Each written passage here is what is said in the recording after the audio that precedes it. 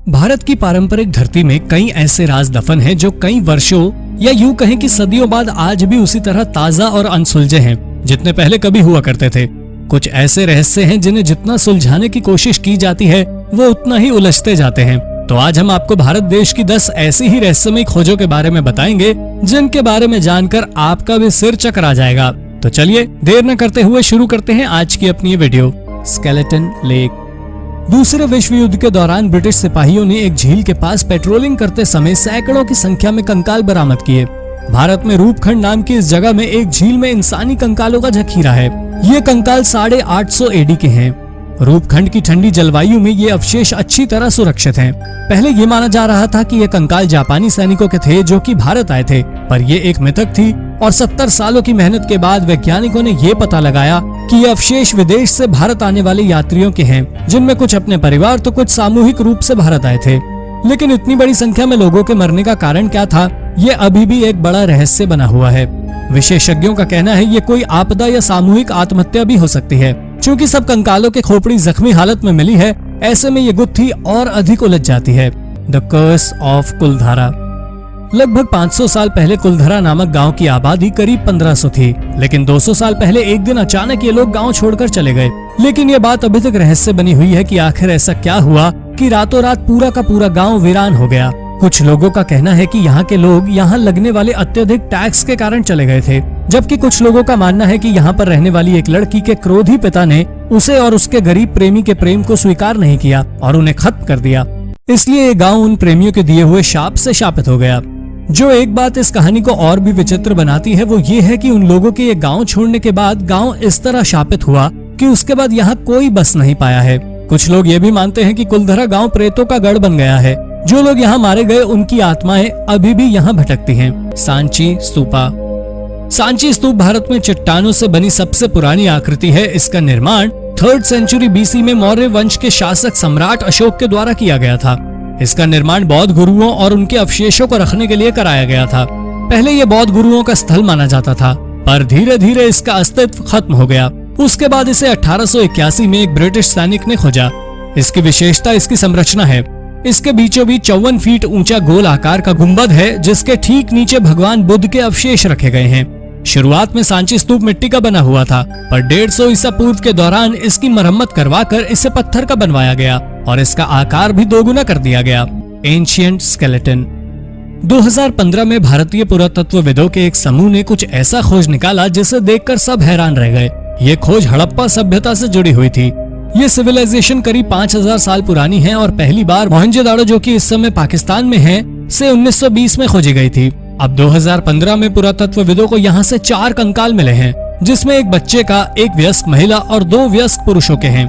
पुरातत्ववेताओं का कहना है कि ये कंकाल 4000 से 5000 साल पुराने हैं।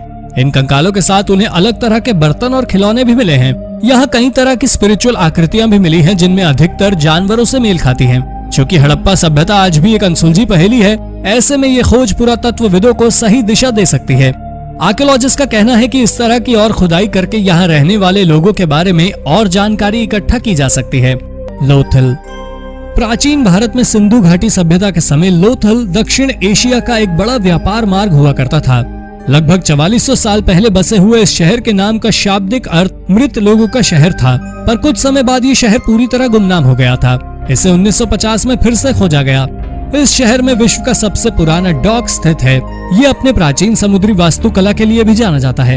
ये डॉक पूर्व से पश्चिम दिशा में 121 फीट और उत्तर से दक्षिण में करीब 72 फीट के एरिया में फैला हुआ है। ये पूरा क्षेत्र ईंटों की दीवार से घिरा हुआ था, जो शायद सुरक्षा के लिए बनाई गई थी। इस शहर की एक खासियत इसका बेमिसाल ड्रेनेज सिस्टम भी है, पर इस शहर के नष्ट होने का कारण आज भी किसी को समझ नहीं आया। फंड्स की कमी के कारण ये साइट धीरे धीरे क्षतिग्रस्त हो रही है। ऐसे में रहस्य के रहस्य ही रहने की संभावना और बढ़ जाती है। Magnetic hill of Ladakh. Himalaya के नजदीक एक पहाड़ी है जिसे मैग्नेटिक हिल के नाम से जाना जाता है। कहा जाता है अगर इस पहाड़ी की सड़क पर आप एक गाड़ी को खड़ा कर देंगे तो वो अपने आप करीब 12 मील प्रति घंटे की रफ्तार से ऊपर जाने लगेगी। ऐसा माना जा रहा है कि यहाँ एक मैग्नेटिक फोर्स है जिसकी वजह से गाड़ियाँ अपने आप चलने लगती हैं। यहाँ तक कि इस पहाड़ी के ऊपर से उड़ने वाले हवाई जहाज भी अधिक ऊंचाई पर उड़ते हैं ताकि ये मैग्नेटिक फोर्स उसकी उड़ान में बाधा न डाले। हालांकि कुछ वैज्ञानिकों का ये भी कहना है कि ये सब एक तरह का ऑप्टिकल इल्यूजन है, इसलिए लोगों को वो दिखाई देता है जो असल में है ही नहीं, पर इसका असल कारण अभी भी रहस्य बना हुआ है। Immortal beings of the Himalaya. अन्य पहाड़ियों की तरह हिमालय के बारे में भी कई रहस्यमयी अफवाहें हैं, जिसमें से एक ये भी है कि यहाँ की घाटी में रहस्यमय लोग रहते हैं। एक किंवदंती की माने तो हिमालय के ज्ञानगंज नाम की एक घाटी में आज भी ऐसे लोग रहते हैं जो अमर हैं, जिन्होंने मौत को मात दी है। ये लोग सिर्फ उस समय बाहर आते हैं जब इन्हें मदद की जरूरत हो। इन्हें संबाला के नाम से भी जाना जाता है, पर ये लोग कभी सैटेलाइट के द्वारा भी कैप्चर नहीं किए गए, इसलिए इनके अस्तित्व का कोई सबूत नहीं है। कुछ लोग स्पिरिचुअल गाइडेंस प्राप्त करने के लिए भी ज्ञानगंज जाते हैं, पर किसी ने संबाला लोगों को नहीं देखा। कहा जाता है इस जगह पहुंचने और यहाँ के लोगों को देखने वाले दिव्य दृष्टि वाले लोग थे। ये जगह साधारण लोगों की पहुंच से परे है, पर वैज्ञानिकों के लिए ये जगह आज भी एक अनसुलझी गुत्थी बनी हुई है। मिस्टीरियस मस्टेटल्स। सऊदी अरब में आर्कियोलॉजिस्ट ने पत्थरों से बने हजारों मॉन्यूमेंटल स्ट्रक्चर्स को ढूंढा है। ये सभी स्ट्रक्चर्स लगभग 7000 साल पुराने हैं। ये स्ट्रक्चर्स रेक्टेंगल शेप में हैं, जिस वजह से इसे मस्टेटल्स नाम दिया गया है। अरबी भाषा में मस्टेटल्स का अर्थ रेक्टेंगल होता है। आर्कियोलॉजिस्ट ने फिलहाल 2 लाख स्क्वायर किलोमीटर क्षेत्र में लगभग 1000 मस्टेटल्स ढूंढे हैं। रेक्टेंगुलर शेप के स्ट्रक्चर्स 2 प्लेटफॉर्म से मिलकर बने हुए हैं, जो 2 दीवारों से आपस में कनेक्टेड हैं। कुछ मस्टेटल्स के बीच में स्टोन वॉल से बने चेंबर भी हैं, जिसके सेंटर में स्टैंडिंग स्टोन मौजूद है। कुछ मस्टेटल्स के आसपास पालतू जानवर का सिर और हड्डियां भी मिली हैं। 7000 साल पहले इतने बड़े क्षेत्र में एक जैसे स्ट्रक्चर्स का मौजूद होना कई सारे रहस्यों को पैदा करता है। Bronze age artifacts. इसी साल अप्रैल महीने में स्वीडन के थॉमस कार्लसन एक क्लब के निर्माण के लिए जंगल में जमीन का सर्वे कर रहे थे। इसी दौरान उन्हें जमीन के अंदर दबी हुई कुछ चीजें मिली। उन्होंने जब वहां खुदाई शुरू की तो उस जगह पर उन्हें ब्रॉन्ज एज के लगभग 50 से ज्यादा आर्टिफैक्ट्स मिले। इन सारी चीजों को निकालकर थॉमस ने आर्कियोलॉजिस्ट से मुलाकात की, जिसके बाद उन्हें इस आर्टिफैक्ट्स की वैल्यू का पता चला। उन्होंने जिन चीजों की खोज की थी उसमें ब्रॉन्ज से बने नेकलेसेस, ब्रेसलेट्स और क्लोथिंग पिन समेत और भी कई तरह की ज्वेलरी शामिल है। इस खजाने में हॉर्स राइडिंग में इस्तेमाल किया जाने वाला खास प्रकार का रॉड भी मिला है। इस तरह का ये रॉड स्वीडन में पहली बार मिला है। ये सारी चीजें 750 से 500 बीसी के दौरान की हैं। Oldest known monument in Peru. अगस्त 2020 में जर्मनी और पेरू के आर्कियोलॉजिस्ट की एक टीम ने पेरू के नॉर्थ सेंट्रल कोस्ट में इस देश के ओल्डेस्ट मॉन्यूमेंट को ढूंढने में कामयाबी हासिल की है। आर्कियोलॉजिस्ट ने एक सेरेमोनियल प्लाजा की डिस्कवरी की है, जो कि कम से कम 5500 साल पुरानी है। इस प्लाजा का निर्माण पत्थर और कच्ची ईंटों से किया गया था। प्राचीन समय में इस प्लाजा का उपयोग सोशल और रिचुअल कार्यों में किया जाता था। इस सेरेमोनियल प्लाजा के आसपास इंसानी बस्ती से रिलेटेड और भी कई सारी चीजें मिली हैं। Spanish Stonehenge. क्या आप जानते हैं कि स्पेन में भी एक स्टोनहेंज मौजूद है, और वो भी इंग्लैंड के स्टोनहेंज से लगभग 2000 साल पुराना। इस स्पेनिश स्टोनहेंज को डॉल्मेन ऑफ ग्वाडलपेराल के नाम से जाना जाता है। इसकी डिस्कवरी किसी आर्कियोलॉजिस्ट ने नहीं की थी, बल्कि झील का पानी सूखने के बाद ये ऐतिहासिक मॉन्यूमेंट खुद ही दुनिया की नजरों में आ गया। 2019 के भयंकर गर्मी के दौरान इस झील का जलस्तर कम हो गया, जिसके बाद हजारों सालों से पानी की गहराई में छुपा ये मॉन्यूमेंट दुनिया की नजरों में आ गया। इस जगह पर एक बड़े से सर्कल में 150 स्टैंडिंग स्टोन्स मौजूद हैं, जिसमें से कुछ स्टोन्स की लंबाई 6 फीट से भी ज्यादा है। डॉल्मेन ऑफ ग्वाडलपेराल के शेप को देखते हुए ऐसी संभावना जताई जाती है कि इसका निर्माण प्राचीन इंसानों ने धार्मिक वजह से किया होगा। Peterborough petroglyphs ancient rock carving. Peterborough petroglyphs ancient rock carving का लार्जेस्ट कलेक्शन है। कनाडा के ओंटारियो में स्थित इस रॉक कार्विंग में 900 से ज्यादा इमेज बने हुए हैं। ये सभी इमेज क्रिस्टलिन लाइमस्टोन के सिंगल स्लैब पर बनाए गए हैं। इस सिंगल स्लैब की लंबाई 55 मीटर और चौड़ाई 30 मीटर है। 900 से ज्यादा इमेज में इंसान, जानवर, सोलर सिंबल्स, ज्योमेट्रिक शेप्स और बोट्स के इमेज बने हुए हैं। आर्कियोलॉजिस्ट का मानना है कि इस रॉक कार्विंग का निर्माण 900 से 1400 एडी के बीच किया गया है। हालांकि कार्बन मटेरियल की कमी होने के कारण किसी भी रॉक आर्ट के एक्यूरेट एज का पता लगाना काफी मुश्किल है। यह भी संभव है कि ये रॉक कार्विंग हजारों साल पुराने हों। इस एंशिएंट रॉक कार्विंग की एक खास बात यह है कि इसमें बने बोट कार्विंग्स नेटिव अमेरिकन के किसी भी ट्रेडिशनल बोट से मिलते जुलते नहीं हैं। इनमें कुछ बोट कार्विंग्स नॉर्दर्न रशिया और स्कैंडिनेविया के ट्रेडिशनल बोट से मिलते जुलते हैं। तो क्या हजारों साल पहले यूरोप के लोग कनाडा पहुंच चुके थे? मोगाओ केव्स। मोगाओ केव्स दुनिया के मशहूर बुद्धिस्ट कल्चरल साइट्स में से एक है। ये केव्स ऐतिहासिक सिल्क रोड रूट के आसपास स्थित है। मोगाओ केव्स की खोज 19वीं और 20वीं शताब्दी के बीच की गई। यहाँ पर कई सारी गुफाएं हैं, जिनमें एक से बढ़कर एक sculpture, wall paintings, silk paintings, calligraphy और वुड ब्लॉक प्रिंटिंग बनाई गई है। इस जगह पर फर्स्ट केव का निर्माण 4वीं शताब्दी में किया गया था। वही लास्ट केव का निर्माण 14वीं शताब्दी में किया गया। सभी केव्स को एक जगह मिला दे तो इसका कुल क्षेत्रफल 5000 स्क्वायर फीट से भी ज्यादा होगा। सभी केव्स को मिलाकर यहाँ पर 5 लाख से भी ज्यादा वॉल पेंटिंग्स मौजूद है। यहाँ पर एक लाइब्रेरी केव भी है, पार्वती टेम्पल। 2016 में उड़ीसा के गंजम जिले में स्थित बटेश्वर मंदिर के रेनोवेशन के दौरान मजदूरों को मंदिर के बगल में ही रेत के नीचे दबी हुई कुछ चीजें मिली। गहराई से खुदाई करने के बाद वहां जो चीज मिली उसे देखकर हर कोई हैरान रह गया। बटेश्वर मंदिर के साथ ही एक और मंदिर मौजूद था, लेकिन वो मंदिर सदियों से रेत में दफन था। रेत में दबे इस मंदिर का नाम पार्वती मंदिर है और ये मंदिर लगभग 1200 साल पुराना है। आर्कियोलॉजिस्ट का मानना है कि इस मंदिर का निर्माण बटेश्वर मंदिर के निर्माण के साथ ही किया गया था, लेकिन ये मंदिर रेत में कैसे दब गया इस बात की जानकारी नहीं मिल सकी है। इस पार्वती मंदिर में कुछ मूर्ति भी मिली हैं। एंशिएंट टाइम के दौरान गंजम जिले में एक बंदरगाह हुआ करता था, जहां से व्यापारियों का आना जाना लगा रहता था। इस वजह से आर्कियोलॉजिस्ट ऐसी संभावना जताते हैं कि बटेश्वर मंदिर के आसपास कोई प्राचीन सभ्यता भी मौजूद रही होगी, लेकिन हमें इस सभ्यता के बारे में और जानकारी तभी मिल सकेगी जब इस इलाके में बड़े स्तर पर एक्सकेवेशन किया जाएगा। Largest collection of Iron Age coins. Metal detectorist Reg Mead और रिचर्ड माइल्स को जरा भी अंदाजा नहीं था कि उन्होंने 2012 में जिन सिक्कों की खोज की थी उसकी वजह से उन्हें Guinness book of world record में जगह मिल जाएगी। 2012 में इन दोनों ने जर्सी में जमीन के अंदर छिपे लगभग 70,000 आयरन एज कॉइन्स की खोज की थी। कॉइन्स का इतना बड़ा खजाना मात्र 3 फीट की गहराई में ही मौजूद था। इन सिक्कों को रोमन लुटेरों के डर से जमीन के अंदर दफन कर दिया गया था, जिसके बाद से लगभग 2070 सालों से ये सिक्के जमीन के अंदर ही मौजूद थे। जब इन सिक्कों को खुदाई करके निकाला गया था तब सारे सिक्के एक दूसरे से चिपके हुए थे। इन सभी को अलग करने में 3 साल लग गए। अलग होने के बाद इन सिक्कों की कुल संख्या 69,347 थी, जो कि आयरन एज कॉइन्स का अब तक का लार्जेस्ट कलेक्शन है। इन सभी सिक्कों की कुल कीमत लगभग $7 मिलियन है। सिक्कों के साथ ही यहाँ पर सोने के नेकलेस समेत कई और ज्वेलरी भी मिले थे। Oldest surviving royal library. Iraq के मौसूल शहर में स्थित रॉयल लाइब्रेरी ऑफ अशुरबानिपल इस दुनिया का ओल्डेस्ट रॉयल लाइब्रेरी है। इस लाइब्रेरी का नाम एसिरियन एम्पायर के लास्ट किंग अशुरबानिपल के नाम पर रखा गया। ये लाइब्रेरी लगभग 2600 साल पुरानी है। इस लाइब्रेरी की खोज ब्रिटिश म्यूजियम के आर्कियोलॉजिस्ट ने 1850 में की थी। इस लाइब्रेरी को पूरी तरह से एक्सप्लोर करने में 80 साल लग गए। इस लाइब्रेरी में किताबों के रूप में मिट्टी के टुकड़े पर लिखे टेक्स्ट मौजूद हैं, जिसे क्ले टैबलेट्स कहते हैं। इस लाइब्रेरी में 30,000 से ज्यादा क्ले टैबलेट्स मौजूद हैं। इस लाइब्रेरी के निर्माण के समय दुनिया में जितनी भी इंफॉर्मेशन अवेलेबल थी वो सभी क्ले टैबलेट्स में मौजूद हैं। Waste Zia imperial tombs. 1038 से 1227 के बीच चीन के कुछ हिस्सों पर शासन करने वाले ज़िया डायनेस्टी की गिनती चीन के सबसे ज्यादा ताकतवर डायनेस्टी में होती थी, लेकिन फिर चंगेज खान और उसके मंगोल सैनिकों ने इस डायनेस्टी का नामो निशान तक मिटा दिया। इस डायनेस्टी का कहीं कोई जिक्र तक नहीं बचा।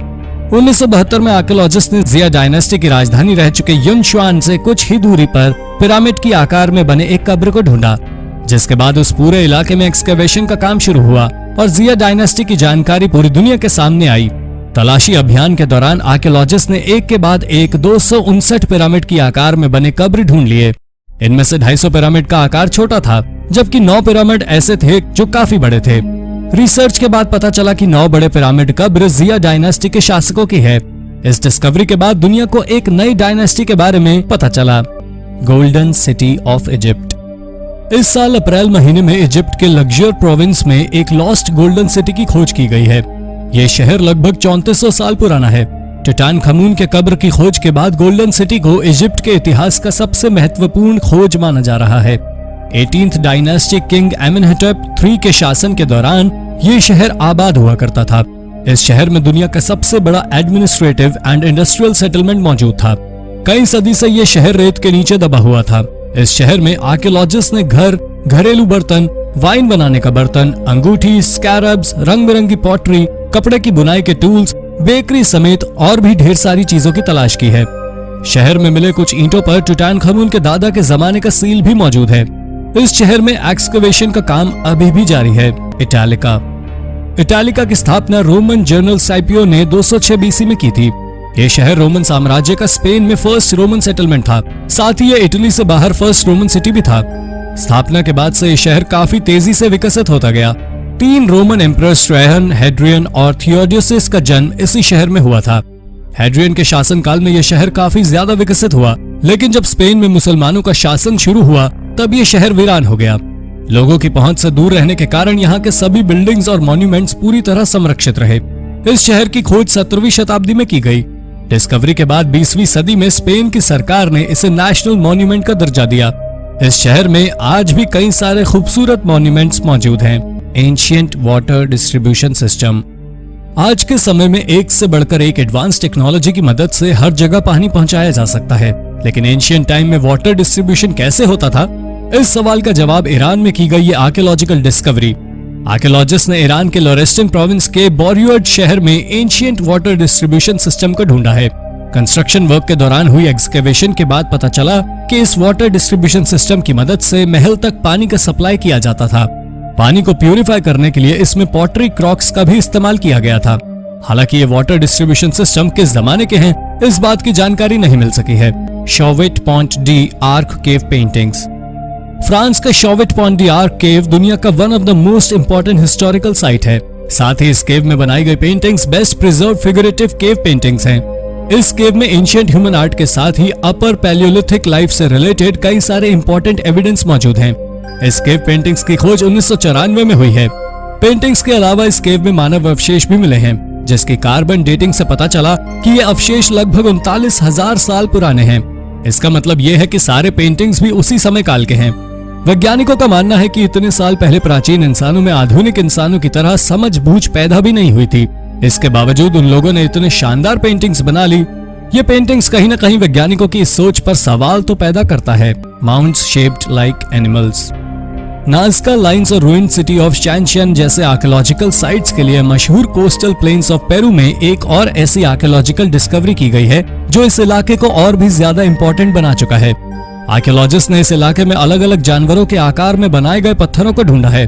यहाँ पर पत्थरों के ढेर को अलग अलग जानवरों और पक्षियों का रूप दिया गया है। इन सभी स्कल्पचर का निर्माण लगभग 5000 साल पहले किया गया है। जिस दौरान इजिप्ट के लोग पिरामिड बनाने में बिजी थे, उसी दौरान पेरू के लोग इन चट्टानों को जानवरों और पक्षियों का रूप देकर एक अलग ही इतिहास गढ़ रहे थे। इनमें से कुछ स्कल्पचर तो ऐसे भी हैं जिनका आकार 1300 फीट से भी ज्यादा है। इस जगह की खोज सैटेलाइट फोटोज के माध्यम से की गई थी। एक्सपर्ट्स का मानना है कि इन सभी स्कल्पचर का निर्माण एस्ट्रोनॉमिकल सिंबल के रूप में किया गया होगा। Saint Lythans burial chamber. Wales के सेंट लीथन्स में स्थित इस बरियल चेंबर से रिलेटेड कई सारे मिथ्स मौजूद हैं, जिसके अनुसार यदि कोई इंसान 23 जून की रात को इस बरियल चेंबर में रात गुजारता है तो फिर या तो उसकी मृत्यु हो जाएगी या फिर वो पागल हो जाएगा, और यदि इन दोनों में से कुछ नहीं हो तो वो शायर बन जाएगा। मिथ्स को अलग रखते हुए फैक्ट की ओर लौटते हैं। इस मेगालिथिक स्ट्रक्चर का निर्माण लगभग 6000 साल पहले किया गया है। इस स्ट्रक्चर के निर्माण में मडस्टोन का उपयोग किया गया है। नीचे 3 मडस्टोन इंस्टॉल किए गए हैं और इसके ऊपर एक बड़ा सा कैपस्टोन मौजूद है। कैपस्टोन की लंबाई 13 फीट, चौड़ाई 10 फीट और इसकी मोटाई 2 फीट है। इसका वजन लगभग 40 टन है। ऐसी संभावना जताई जाती है कि इसका उपयोग सेरेमोनियल साइट्स के रूप में किया जाता रहा होगा। लेकिन सबसे बड़ा सवाल यह है कि 6000 साल पहले इतने भारी भरकम चट्टानों को उठाकर इसका निर्माण कैसे किया गया। Queen Elizabeth I manuscript. 1558 से 1603 तक इंग्लैंड पर शासन करने वाली क्वीन एलिजाबेथ I के जमाने में पढ़े लिखे लोगों की संख्या काफी कम थी। इवन ज्यादातर राजा महाराजा भी जाहिल ही हुआ करते थे, लेकिन क्वीन एलिजाबेथ पढ़ना और लिखना दोनों जानती थी। इस बात का एक और सबूत नवंबर 2019 में मिला है। एक इतिहासकार लैम्बेथ पैलेस लाइब्रेरी में अपनी किताब के लिए रिसर्च कर रहे थे। उसी दौरान उन्हें 34 पेज का मैन्युस्क्रिप्ट मिला। इसकी जांच करने पर उन्होंने पाया कि ये सभी मैन्युस्क्रिप्ट क्वीन एलिजाबेथ के हाथों से लिखा गया है। उन्होंने इस मैन्युस्क्रिप्ट में रोमन हिस्टोरियन टैकिटस के किताब का ट्रांसलेशन लिखा था। साथ ही उन्होंने राजतंत्र के समर्थन में भी कुछ बातें लिखी थी। Petroglyphs on Ometepe island. Ometepe island पर मौजूद ये पेट्रोग्लिफ्स इस आइलैंड की सबसे बड़ी मिस्ट्री है। 1995 से 1999 के दौरान आर्कियोलॉजिस्ट ने इस आइलैंड पर 1700 से ज्यादा पेट्रोग्लिफ पैनल्स यानी कि रॉक क्रेविंग्स ढूंढे थे। इसके साथ ही यहाँ मिट्टी के बने बर्तन, स्टोन स्टैचू समेत और भी कई सारी चीजें मिली थी। लेकिन इन चीजों की डिस्कवरी के साथ ही सबसे बड़ा सवाल भी पैदा हो गया। आखिर इन चीजों का निर्माण किसने किया था? यहाँ पहली इंसानी बस्ती बसाई जाने से सदियों पहले ही इन सभी चीजों का निर्माण किया गया था। ये सभी चीजें लगभग 3000 साल पुरानी हैं। यहाँ कुछ ऐसे भी सिंबल्स बने हुए हैं जिन्हें कोई पहचान नहीं सका है। इस आइलैंड पर कौन सी ऐसी सिविलाइजेशन मौजूद थी जिसने इन चीजों का निर्माण किया और फिर विलुप्त हो गए? इस सवाल का जवाब शायद हमें कभी नहीं मिल सकता है। Ancient city of Iran. Kharanaq नाम के इस प्राचीन शहर की स्थापना ईरान में लगभग 4000 साल पहले हुई थी और लगभग 3000 सालों तक ये शहर फलता फूलता रहा। लेकिन लगभग 1000 साल पहले ये शहर पूरी तरह वीरान हो गया। आज इस शहर में बनाए गए कच्ची ईंटों के घर खंडर में बदल रहे हैं। हालांकि खंडर में बदल चुके इस शहर को देखकर आज भी इसकी भव्यता का अंदाजा लगाया जा सकता है। यहाँ कई सारे शानदार घर और आलीशान किला मौजूद हैं। लेकिन इस शहर की जो सबसे खास बात है वो है यहाँ का एक मीनार। इस मीनार को इस तरह से बनाया गया है कि ये हवा में हिलता है। सदियों से हवा में हिलते रहने के बावजूद ये मीनार आज भी अपनी जगह पर मजबूती से खड़ा है। Earliest known humans in Europe. इंसानों की ही एक प्राचीन प्रजाति निएंडरथल विलुप्त कैसे हुए और आधुनिक इंसानों के साथ उनका रिश्ता कैसा था? बल्गेरिया के बैको केरो केव में आर्कियोलॉजिस्ट ने एक ऐसी डिस्कवरी की है जो इस सवाल का जवाब दे सकता है। बैको केरो केव में यूरोप के सबसे प्राचीन इंसान के अवशेष मिले हैं। इंसानों के इस अवशेष में दांत और हड्डी के 6 टुकड़े हैं। ये सभी अवशेष लगभग 46,000 साल पुराने हैं, जो कि यूरोप में मिला अब तक का सबसे पुराना मानव अवशेष है। ये सभी अवशेष 3 पुरुषों के हैं। इन अवशेषों के डीएनए के जांच के बाद पता चला कि इन तीनों प्राचीन इंसानों को डीएनए निएंडरथल के डीएनए से 3% से 3.8% तक मिलता जुलता है और लगभग 5 से 7 जनरेशन पीछे जाने पर इनके एंसेस्टर्स निएंडरथल ही थे। इस रिपोर्ट के बाद एक्सपर्ट्स ऐसी संभावना जता रहे हैं कि निएंडरथल दुनिया से विलुप्त नहीं हुए होंगे, बल्कि आधुनिक इंसानों में बदल गए होंगे। Twin town. भारत देश का एक गांव कोडिनी इसलिए इतना प्रचलित है क्योंकि यहाँ बहुत अधिक संख्या में जुड़वा बच्चों का जन्म होता है। मात्र 2000 की आबादी वाले इस गांव में करीब 300 जुड़वा बच्चों के जोड़े होंगे। भारत जैसे देश में जहाँ जुड़वा बच्चों का जन्म इतना दुर्लभ है कि औसतन 1000 में से सिर्फ 4 लोग जुड़वा बच्चों को जन्म देते हैं, वहाँ कोडिनी में औसतन 1000 में 45 जुड़वा बच्चों के जन्म का यह आंकड़ा सबको हैरत में डाल देता है। हैरान करने वाली बात यह है कि यह आंकड़ा लगातार बढ़ता जा रहा है। वैज्ञानिकों का कहना है शायद ये इतने ज्यादा ट्विन बर्थ की वजह जीन से जुड़ी भी हो सकती है, क्योंकि जो महिलाएं यहाँ गांव छोड़कर भी चली गई हैं, उन्होंने भी जुड़वा बच्चों को ही जन्म दिया है। या फिर वो भी संभव है कि यहाँ की जलवायु की वजह से यहाँ के लोग ज्यादा ट्विन बच्चों को जन्म देते हैं। हालांकि डॉक्टर्स और साइंटिस्ट इसके बारे में कोई सटीक अनुमान नहीं लगा पाए हैं। Purple frog. वैज्ञानिकों ने 2003 में भारत में मेंढकों की एक नई प्रजाति खोज निकाली। ये मेंढक चमकीले बैंगनी रंग के होते हैं। 2014 में फिर से इन्हीं बैंगनी मेंढकों की एक नई प्रजाति खोजी गई जो धरती के भीतर रहते थे। इनका शरीर अपने रहने के स्थान के लिए पूरी तरह अनुकूल होता है, यहाँ तक कि इसकी लंबी जीभ इसे पृथ्वी के अंदर भी शिकार करने योग्य बना देती है। यह अपनी जीभ से चींटियों और दीमकों को आसानी से खा लेता है। ये मेंढक बाहर सिर्फ संभोग के लिए आते हैं और आमतौर पर झील के पास अंडे देते हैं। विशेषज्ञों की माने तो मेंढकों की लगभग 42% प्रजातियां विलुप्त होने की कगार पर हैं। लेकिन दूसरा सच ये भी है कि हम आज भी नहीं जानते कि धरती पर मेंढक की कितनी प्रजातियां पाई जाती हैं। 9 अननोन मेन। मौर्य वंश के शक्तिशाली शासक अशोक ने जब अपने जीवन के आखिरी युद्ध कलिंग के युद्ध में लाखों लोगों की मौत के बाद ये महसूस किया कि सच्ची शक्ति ज्ञान में है, तो उसने ज्ञान के विस्तार और लोगों को युद्ध न करने के लिए प्रेरित करने के लिए उसने उस समय भारत के 9 सबसे प्रतिभाशाली व्यक्तियों को बुलाया। सुरक्षा के लिए उन 9 आदमियों की पहचान गुप्त रखी गई थी। इन लोगों को द 9 अननोन मेन के नाम से जाना जाने लगा। इन लोगों के पास वैज्ञानिक ज्ञान से जुड़ी किताबें थी। कहा जाता है इन किताबों में एंटी ग्रेविटी और टाइम ट्रैवलिंग से जुड़े राज भी थे। इनका अध्ययन करने की अनुमति केवल उन 9 लोगों को ही दी गई थी। जब 9 में से कोई भी काम नहीं कर पाता था, चाहे मृत्यु, स्वास्थ्य स्थितियां या सेवा निवृत्त होने की इच्छा हो, तब उसका उत्तराधिकारी बहुत सावधानी से चुना जाता था। कहा जाता है कि द 9 अननोन मेन का ये समाज आज भी जीवित है और इसमें न केवल भारत के बल्कि पूरी दुनिया से ज्ञानी लोगों को शामिल किया गया था। तो दोस्तों, आपको इनमें से कौन सी आर्कियोलॉजिकल डिस्कवरी सबसे ज्यादा अमेजिंग लगी? कमेंट में जरूर बताएं। और वीडियो अच्छी लगी हो तो इसे लाइक और शेयर करें और चैनल को सब्सक्राइब करना ना भूलें। धन्यवाद।